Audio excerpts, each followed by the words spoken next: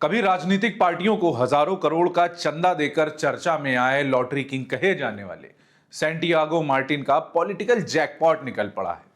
उनके परिवार के 3 सदस्य अब अलग अलग पार्टियों से चुनाव जीतकर विधानसभाएं पहुंचेंगे।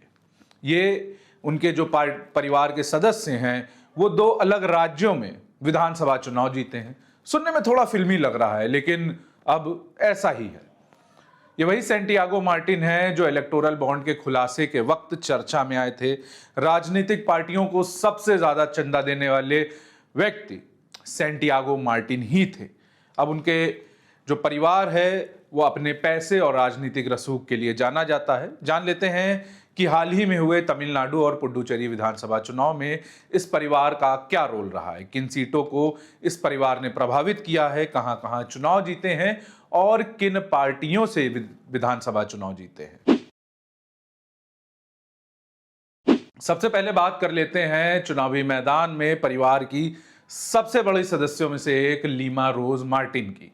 Lima lottery king Santiago Martin की पत्नी है और तमिलनाडु की सबसे अमीर विधानसभा उम्मीदवार भी और अब विधायक भी। लीमा रोज त्रिची जिले की लालगुडी विधानसभा से एआईडीएमके की टिकट पर मैदान में उतरी थी और उन्होंने टीवीके के कुप्पा कृष्णन को 2739 वोटों से हराया है।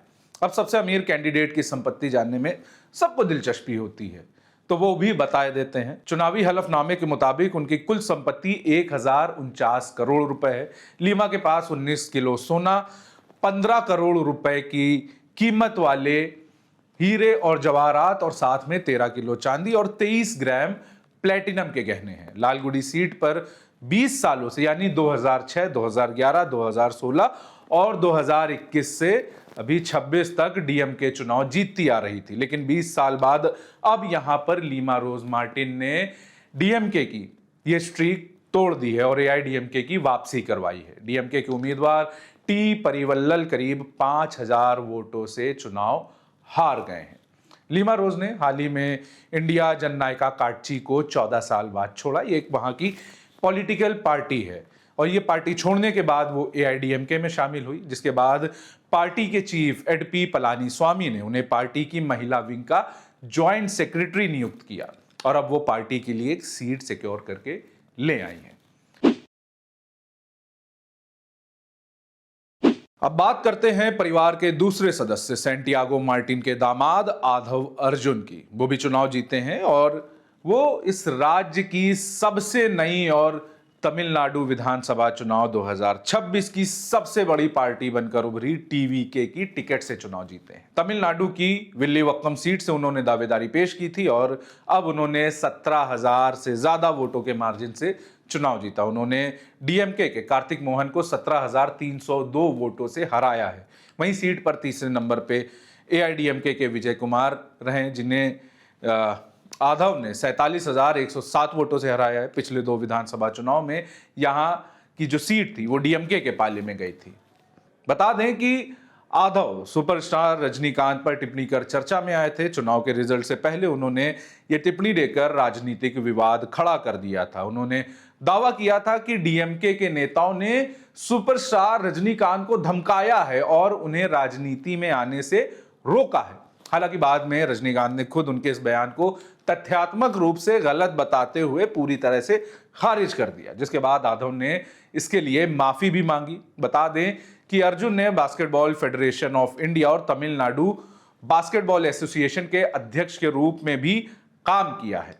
वे तमिलनाडु ओलंपिक एसोसिएशन के महासचिव भी हैं। चुनाव जीतने के बाद उन्होंने मीडिया से बात की है, सुनिए वो क्या कह रहे हैं। Women and youth joined together, made this victory. Definitely, monarchy is over, family raj is over, the real democracy finally win. DMK spending more than 10,000 crores in the election and using the police for the last 10 months for against our leader Vijay and the party. Finally, the people gave a verdict, particularly women and youth gave a verdict for winning the Tamil Nadu Vettikalagam. The message is very clear. The caste equation totally destroy. The money equation totally destroy. The power equation totally destroy.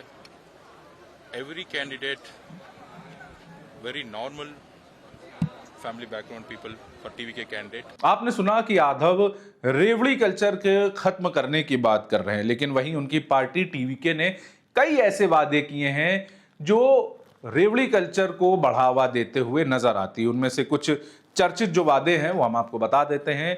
पहला कि TVK ने वादा किया है कि वो घर की मुखिया महिलाओं को हर महीने 2500 रुपए देंगे।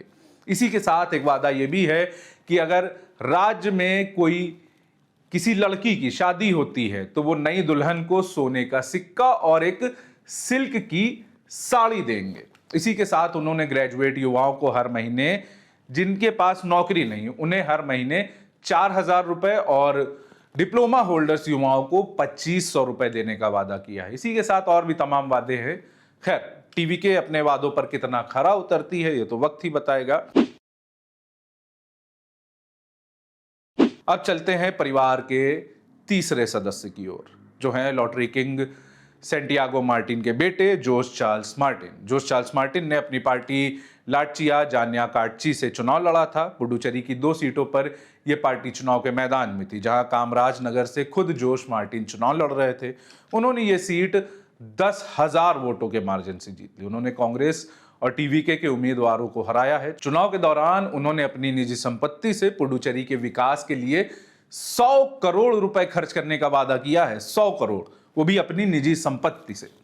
जीत के बाद उन्होंने मीडिया से बात भी की है, सुनिए वो क्या कह रहे हैं। I'd like to thank the people of Kamarajanagar and Puducherry for accepting me as a family and making me win as the highest with the highest vote difference in Puducherry, that is more than 10,000 votes. So I'm really thankful and grateful and honored, and I'll do my best for my people.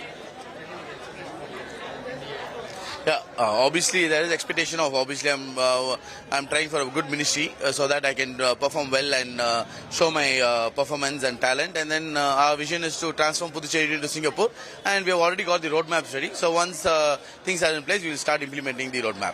अब बात कर लेते हैं उस व्यक्ति की जो इस पूरे परिवार की धुरी है, सैंटियागो मार्टिन।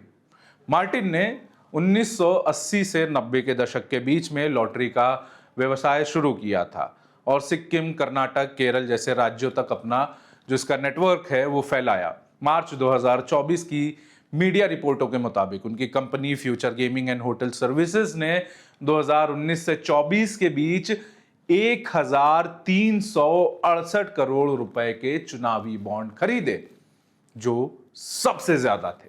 उस वक्त ईडी ने मनी लॉन्ड्रिंग और लॉटरी में धोखाधड़ी के आरोपों पर उनकी संपत्तियों के छापेमारी की थी। उस वक्त जांच में सामने आया था कि लॉटरी किंग सैंटियागो मार्टिन की कंपनी फ्यूचर गेमिंग ने 509 करोड़ रुपए तमिलनाडु की सत्तारूढ़ पार्टी डीएमके को दिए हैं, वहीं 540 करोड़ रुपए टीएमसी को और करीब 100 करोड़ रुपए बीजेपी को दिए थे।